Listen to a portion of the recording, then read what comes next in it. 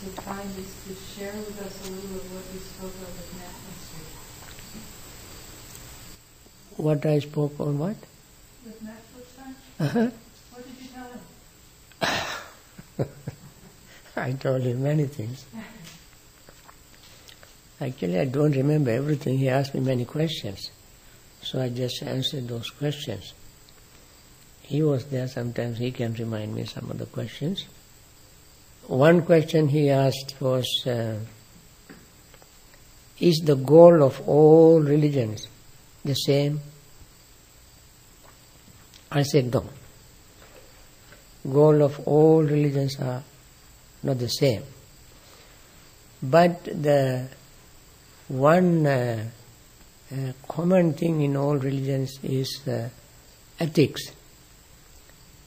Almost all religions talk about ethics in different way. Not the same way as Buddhists speak, but I didn't say these things to him to be on the record.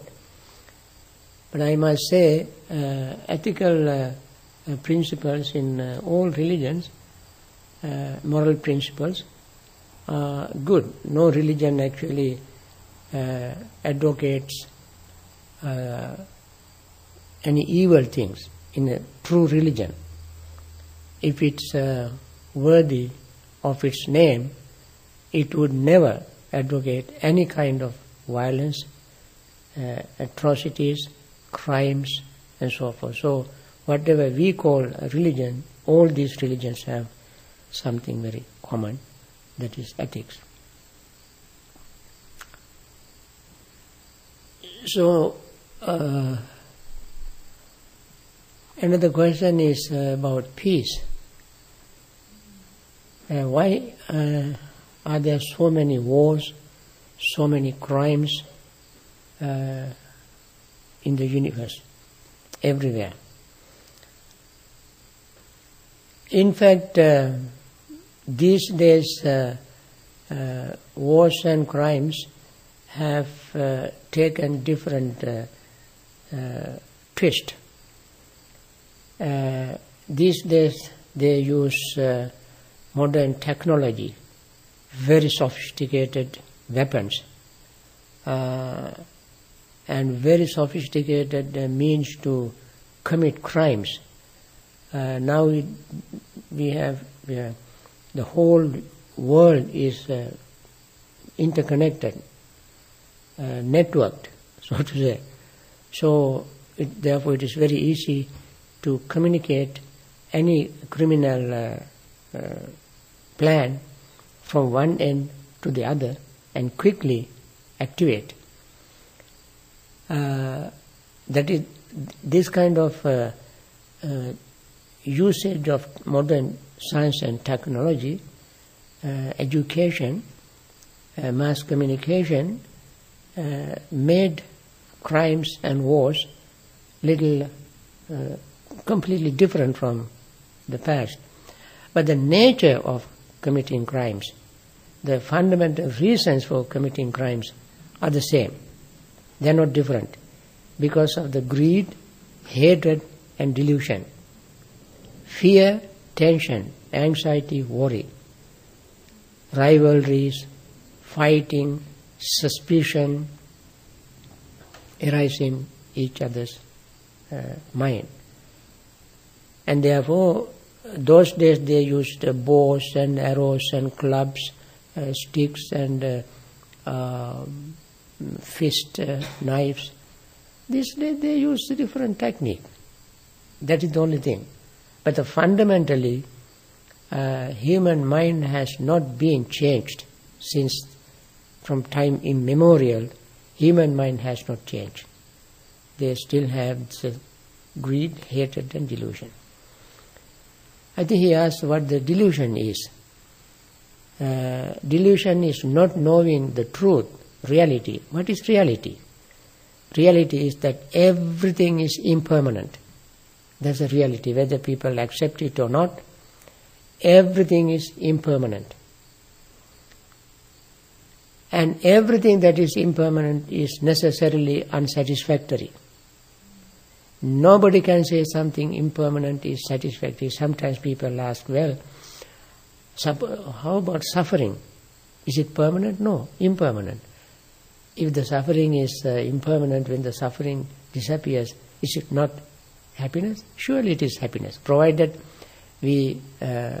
suffering is uprooted by uprooting the cause of suffering. If the cause of suffering is eliminated, uprooted, destroyed, never to arise again, then suffering will be eliminated. That is not the case. People normally don't even want to think of the cause of suffering, but they want to eliminate the suffering without thinking the cause of suffering. And therefore, their temporary removal of suffering is not going to make them happy. Suffering will come back again because the cause is there. And peace is not something that you can achieve by demonstrations, by negotiation. It is not a negotiated peace. It is not a political peace, not economic peace. Peace is unconditional peace. You don't put any condition for yourself to be peace. I shall be peaceful if you do such and such for me. No. Peace arises only when we eliminate all these deeply rooted psychic irritants. It arises in individual's heart, individual's mind. If I am peaceful, I know my vibration is peaceful. Everybody around me feels peace. And everybody tries to find out why is so and so calm, relaxed, peaceful. They find out that if I do something very substantial, meaningful, to make myself peaceful, then they emulate that. They also, if they want to be peaceful, they also would do the same thing. If I want to be peaceful, I should not hate anybody. I should not be very greedy, selfish. I should not hate anybody. I should practice metta, loving friendliness. I should understand that every living being wants to live. Even this tiny little ant crawling on the ground wants to live. And so if I have an attitude of respecting that life, then my mind becomes very calm, relaxed and peaceful. I have no hatred towards even a little ant. So, I think with peaceful thought, with peaceful state of mind. I talk peacefully. I don't want to say anything to hurt anybody, create disharmony, and I act in a peaceful way. So I create peace within myself, and then everybody association, suppose somebody is practicing promoting peace within oneself, every day thinking, practicing, I must be peaceful, I must be patient, My patience is a sort of a buying time to say the right thing at right time for the right person with the right intention and chosen words, so that nobody will be offended. So when I promote this, my peace, my patience, my determination, my loving friendliness, my compassion, my understanding, then my family members, if I do it in a family, my family members emulate. If parents always fight, use very harsh language to belittle, accuse children will not be peaceful. they will grow up as a very nervous, uptight children, and they will not love parents. And when they go out, they do a lot of violent things. So crime, the home is the place where you breed crimes. This is a crime nursery. So from a crime nursery you cannot expect peace. There has to be peace at home. And the head of the home, head of the house, must initiate peace. So everybody else follows. Boy likes to follow the father. Most girls like to follow the mother. Perhaps both children like to follow each other, mother and the father. So they have to practice that. And then their relatives, when they come to the house, they say, this is a very peaceful family. They learn how to be peaceful. Not very quickly, it takes time. And this is how if I influence 10 people to be peaceful, and those 10 people influence another 10 people, they can influence others to be peaceful. By using placard and shouting slogans, going on the street and demonstrating, you cannot bring peace. You can be political power. And you can be another promoter of agitation, excitement, and a party. I don't believe in that kind of peace. I believe peace is something that we individually, personally, quietly, privately, within ourselves, we practice. That will spread all over the world. If all 6 billion people in the world, each of them individually, separately practice peace, the world will be peaceful. But who wants to do that? I want him to be peaceful. I preach peace, and behind my back I have a gun. So that kind of peace we don't. Then he asked about, when we talk about delusion, he asked why there are so many religions. Yes, another question.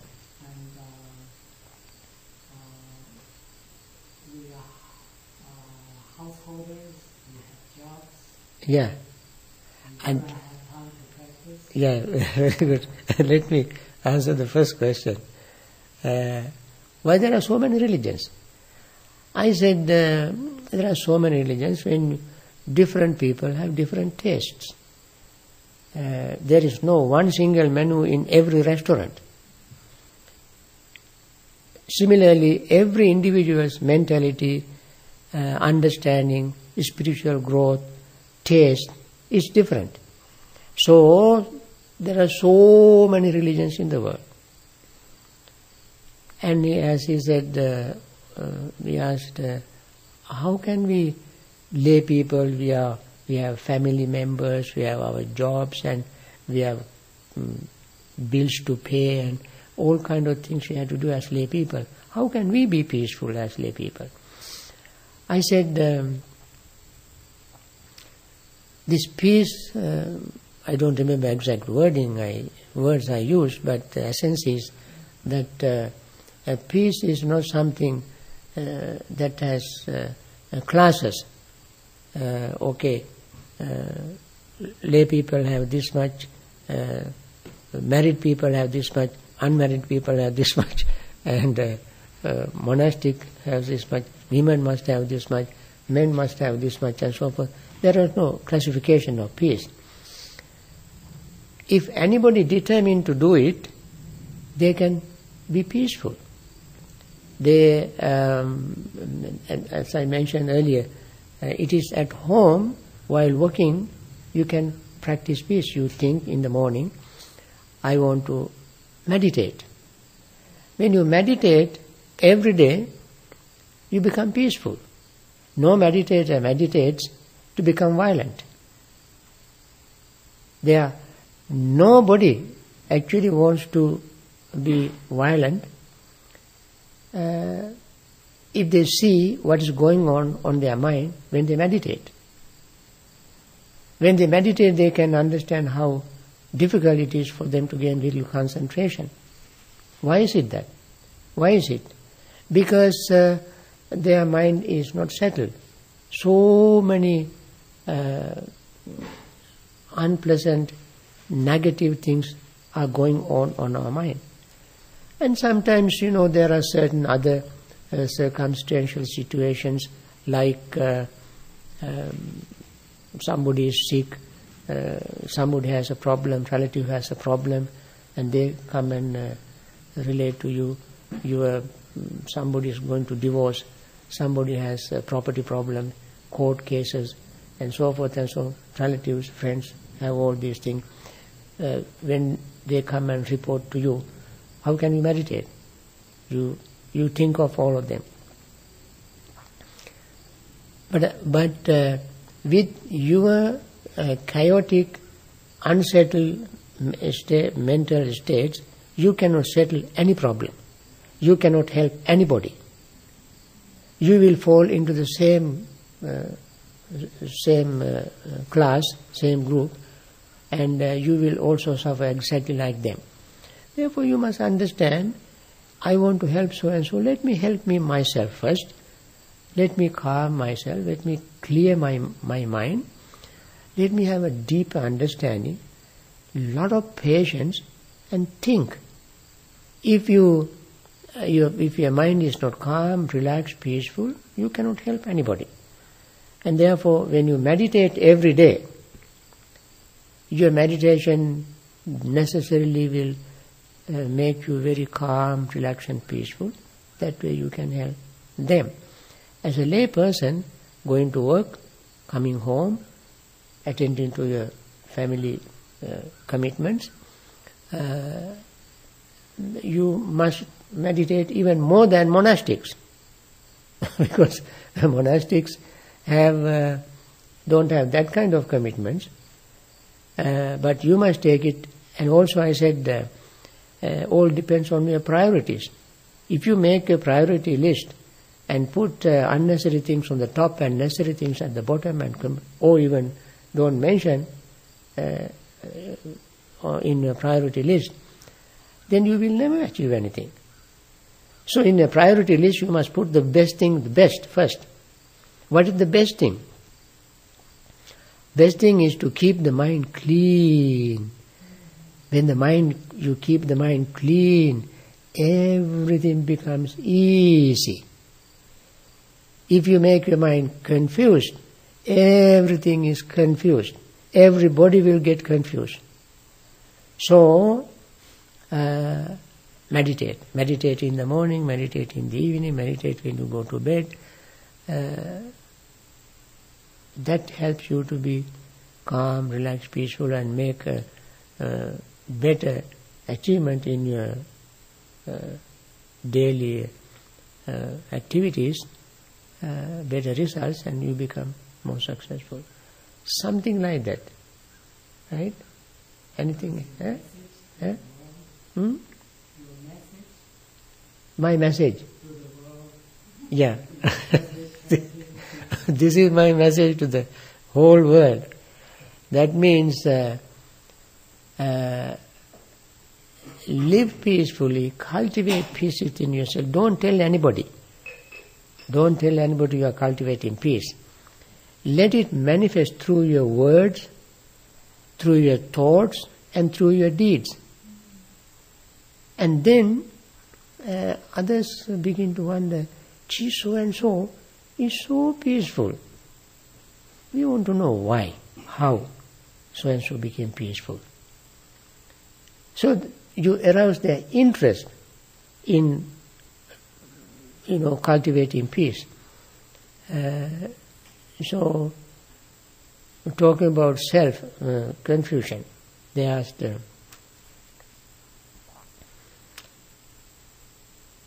how can you say that there is no self? In fact, I did not want to talk about it at all, because these are the people who are very deeply drenched in self and cannot even dream of not having self. But since they asked me the question, I say in a very naive way, we talk about selflessness, selfless service, selfless this and this, selfless that, and in our heart, in our mind, you think that there is a self.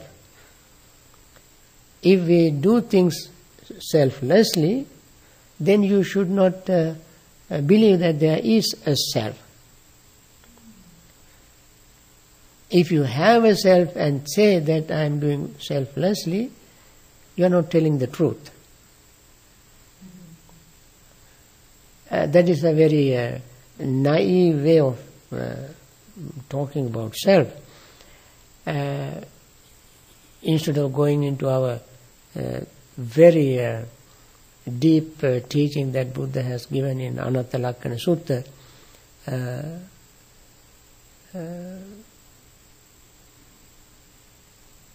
Rupam Bhikkare Anatta.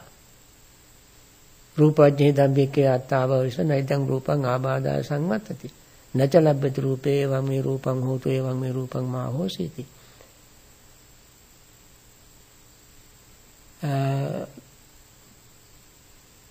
Rupam Bhikkare Anatta Atta Bhavisa Naidam Rupam Abhada Sangmatati. Nacha Labbhati Rupe Evam Me Rupam Hotu Evam Rupam Hositi.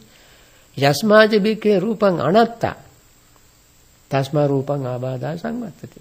Nacha Labbhati Rupe Evam Me Rupam Hotu Evam Me Rupam Ma Hositi. Meaning, because form is impermanent. Form is without self. If form is with self, then that self should be able to tell the form, let the form be such and such. Let the form not fall sick. Let the form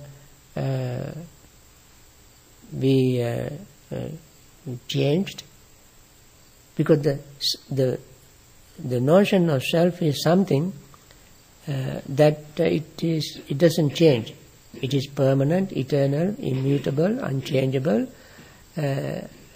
Nobody can create, nobody can destroy. Just like energy, it is just stuck. So that should be able to control everything.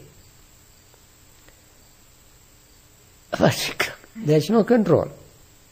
Things are happening, depend on causes and conditions. When the causes are there and conditions are there to support causes, then something arises. This very famous formula, imasmin sati idang hoti, imasmin asati idang nahoti, imasa uppada idang uppajjati, idasa nirodha, imasa nirodha idang nirujjati. This is the formula of dependent origination. When this exists, that exists. When this does not exist, that does not exist. When this ceases, that ceases. By the cessation of this, that ceases. This formula explains the nature of selflessness. That means things come into existence through causes and conditions. For example, we say feeling.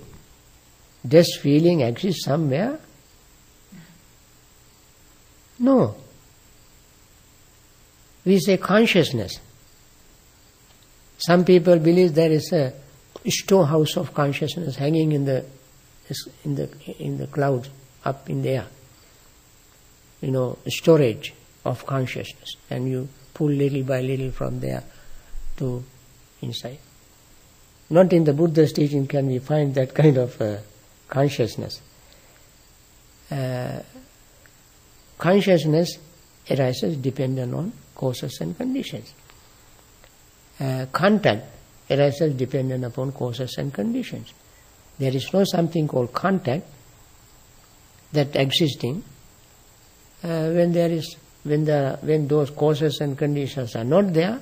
No feeling, no consciousness, no contact. So, therefore, when we see this teaching in a very, very deep way, we understand the nature of selflessness. When you don't understand this and remain to be ignorant, remain to be very adamant and stuck with belief, you can never crack the shell of ignorance. Buddha gave a very beautiful simile to illustrate this. An egg.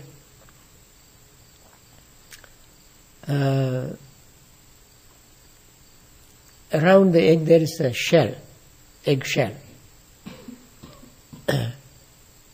As the chick inside the egg grows and grows and grows, when chick becomes stronger, stronger, stronger, then naturally with the little tiny little beak and little tiny claws, this chick breaks the egg and comes out. Like that wisdom inside ourselves, we have wisdom.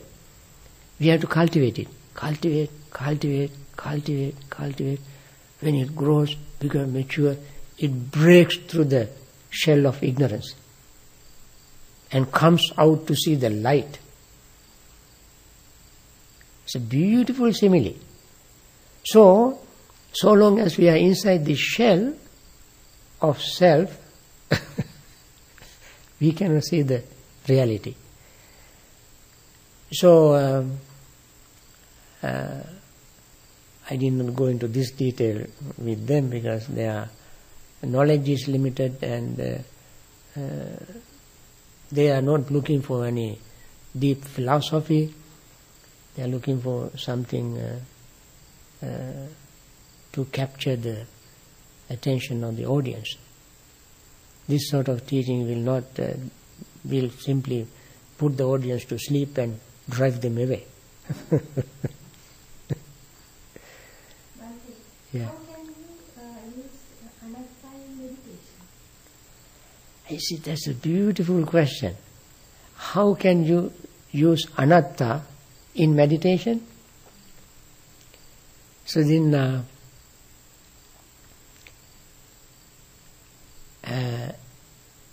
anatta is not a word.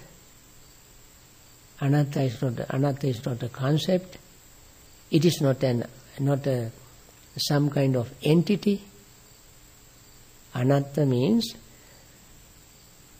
when you see the rupa form, physical form, we are made up of mentality and materiality. Let us take into this level instead of going to big things. Mentality and materiality and consciousness. Let us take these three. And of course form. Mentality, materiality, mentality, consciousness. We take these three. Materiality is a form, physical form. What is physical form? The form, this physical thing, anything physical, made up of 4 elements. 4 elements. At one level, the element that merge or mix with earth is earth element. Element that mix with water is water element. Element that mix with air is air element. Element that mix with fire is fire element. But what is the element that mix with the earth? That is the hard, soft or gross, hard character of this body. It becomes a part of the earth. And cohesion, putting things together, is the characteristic of water element. That also disappears. And air elements, is the element of motion, oscillation, element, that characteristics. So heat element is the element of radiation and generating heat, feeling heat. So these things, when we mindfully watch the body, beginning with our breathing is the body. And the breath has these 4 elements. We know that. So let us take the breath as the body and focus the mind on it. Does it remain the same? No. It is always changing. Can we find self in it? No. You know, when we study Sabbasava Sutta, you can see the way how Buddha explained the belief of self. There he mentioned that there is a belief that this is something permanent, eternal, immutable, unchangeable, continues to the eternity. That means there must be some substance. Can we find some substance in our breathing? Can we? No. It is changing. And you can never ever find your breath that you breathe just now, you inhale and exhale. Can you find it again?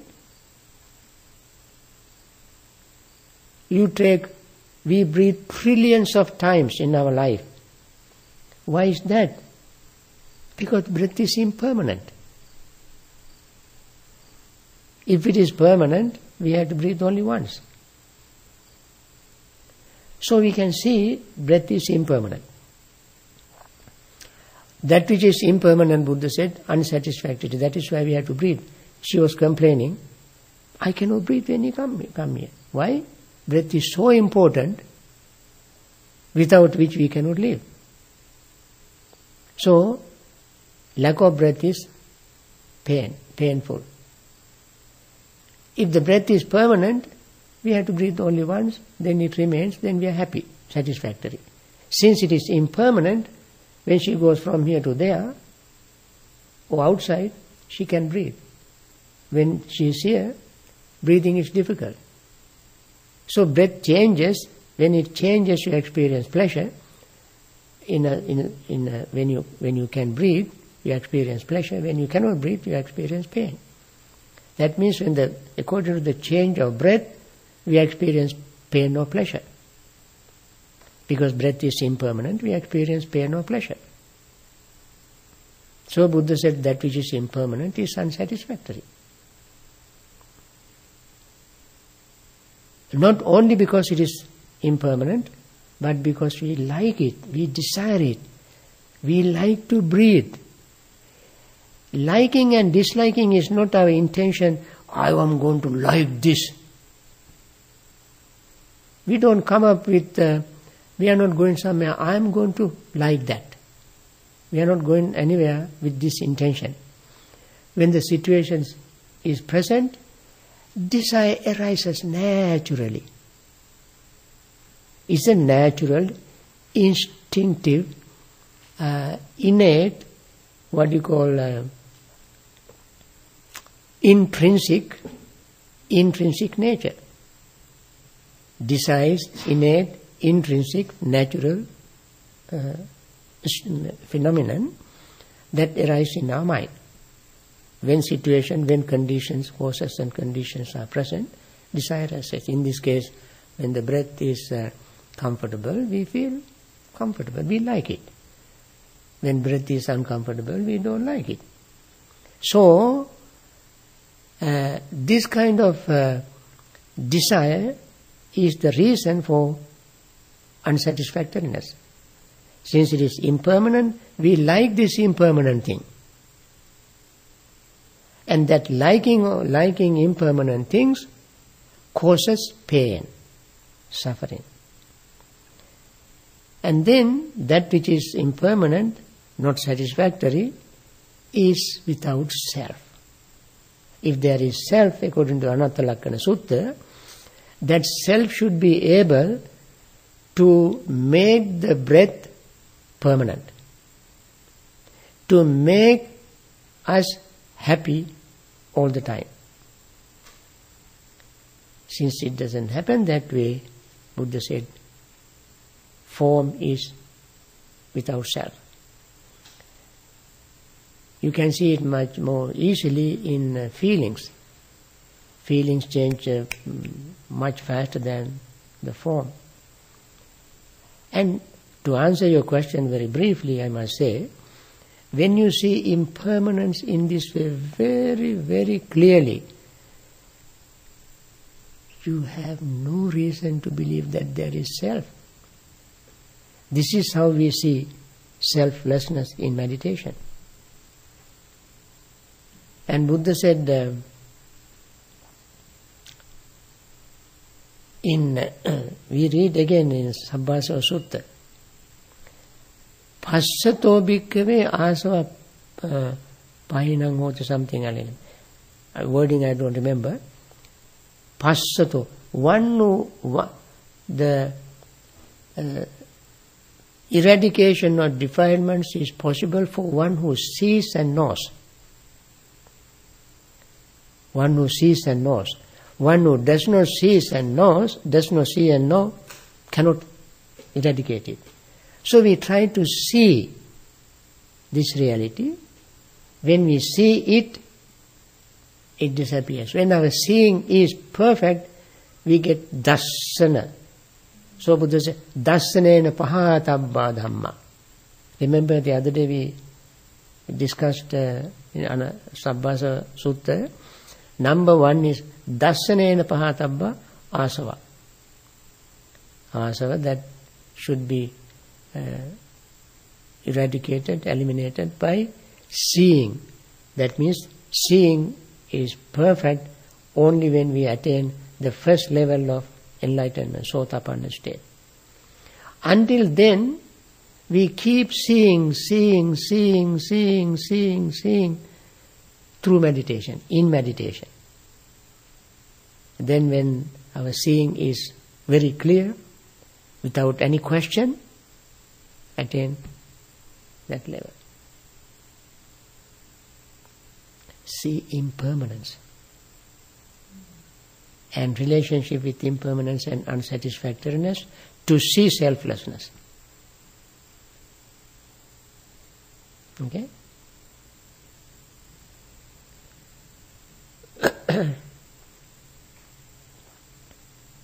So, these are some of the things. We had 2 hours interview. I don't remember all. I think my feeling is the interview went on quite well. They asked very good questions. It was good. Any other question you remember? You just mentioned about the eradication of defilement is for one who sees. And I think this saying comes from Ajman Cat Sutta number 2. Yeah. And it seems to me this has some connection with wise attention. Right. Can you explain more about that? Yes. Because it's not only sees, it's when wise attention is mentioned, it's the way, it's how to see it. Exactly. But not the result of the seeing. Exactly. It's how to see it. Yeah. That is very true. We have to see with mindful reflection. Wise attention is yoniso manasikara. Yoniso manasikara also is a very beautiful term. Yoni means origin, beginning. So we reflect from the very beginning of something.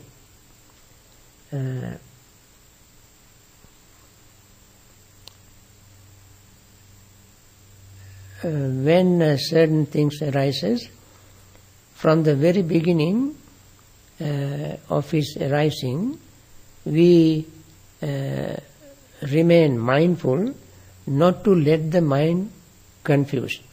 How can we be mindful? We should not start with any assumption, any preconceived notions.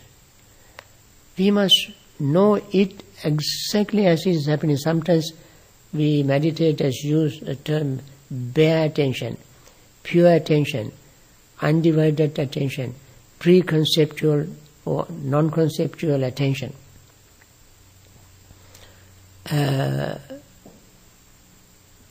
Open-minded attention, meaning no any desire, particular view, not from any particular angle. Leave all this aside with the pure intention of, just like a scientist. I don't try to compare Buddhism with science. It's a completely wrong comparison, because what they say something today, they change because they are very honest. They admit their shortcoming. They change it and find something. Buddha's teaching is not like that. But the method we use is almost the same. That means without any prejudice, any bias, any view, we want to see exactly as it is. And paying attention to something from the very beginning to see exactly as it is called mindful attention, or wise attention. In wise attention there is no greed, no hatred, no prejudice, no chanda, dosa, bhaya, moha. Chanda means will, fear, anger, or confusion. Without any of these things, with keeping the mind completely open to understand what really that is. That is exactly what the scientists do. They get something, use a microphone, what do you call it? Magnetic. Microphone? No. Microscope, not microscope, and look at that thing and magnify it and see it exactly as it is, and record, collect the data, and then analyze this data. Then they come to a conclusion. In meditators' case, they don't take notes separately. As they are happening, they pay attention. That is why in the mindfulness training we use the word anupassana. Anupassana means seeing it as it is happening. So impermanence is something that you can see as it is happening, because impermanence is not something that you can record. You cannot take note of impermanence. Impermanence is something you got to see with your mental eye as things are changing. And then you remember, that was impermanent, this is impermanent, that is impermanent, that is impermanent. No matter where you focus your attention, where you focus your mind, from the very beginning it is impermanent. That kind of wise attention is called yoniso manasikara. And that is extremely important point, important training to see impermanence. And because when we pay attention to something like that, we can see, as we read in Anapanasati Sutta, aniccanupassana, viraganupassana, nirodhanupassana, paticcasamuppassana. Anicca, you see anicca. Since things are anicca, impermanent, nothing can stick there. That's called viraga. When something is moving very fast, you cannot stick anything there, because it is moving so quickly. No matter how hard we try to grab, you cannot grab. So, inability to grab something is called viraga. Viraga. Raga means gluing. Raga means gluing, glue to something. You cannot glue. Glue doesn't hold there, because it is moving so fast. Then, you can see that happening. Mind cannot grasp anything except experiencing impermanence. Then, nirodhanupasi. Then you see that which arises, ceases right then and there. It doesn't go to the next moment at all. It arises now and it disappears now without going one single iota of it to the next moment. That's called nirodha, cessation, cease, stops. And then patinissagganupasi, then the mind has an attitude of letting go, letting go. You know, these 4 stages are very important in meditation. First we must see impermanence. Second we must see, since it is impermanent, mind cannot grasp. Third, as you cannot grasp, because there on one hand it is moving, changing very quickly, on the other hand it ceases very quickly. Ceases, it stops. When you try to grasp it, it's no longer there. What are you going to grasp? Like trying to grasp, air. You cannot grasp. And then viraga. And then nirodha. It ceases. When it ceases, you say, well, let it go. The mind develops this strength, this ability, this skill to let go. And therefore, that's mindful reflection of wise attention is extremely important. Right? And that raises another important factor. That's a very good thing. Actually, this discussion stimulates the mind.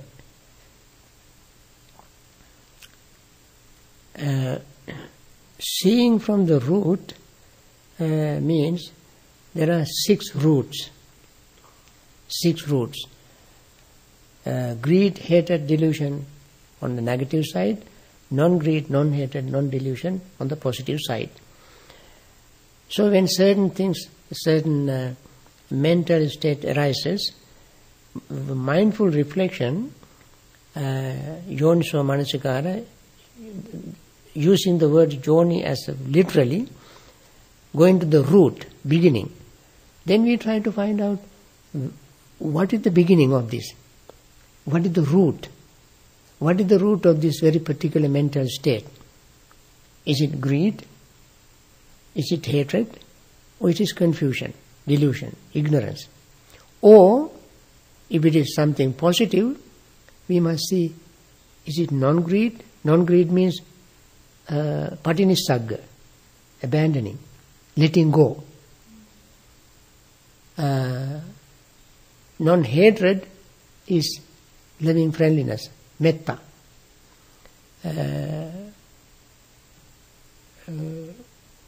Non-delusion is non-self, without notion of self. So the roots are either patinissagga, abandoning, generosity, nekkhamma sankappa, or metta, loving friendliness with unconditional loving friendliness, or selflessness on the positive side. When we mindfully reflect, we can see these 6 roots. But on a more vipassana training, in addition to this, seeing these 6 roots, we must see anicca dukkha anatta in our experiences. From the very beginning, without biases, prejudices, greed, hatred and delusion, we must look at it. So these are the two levels of yoniso manasikara. One is seeing the roots of that particular mental state. Second is looking at it from the very beginning without any greed, hatred, views, ideas, opinions and so forth.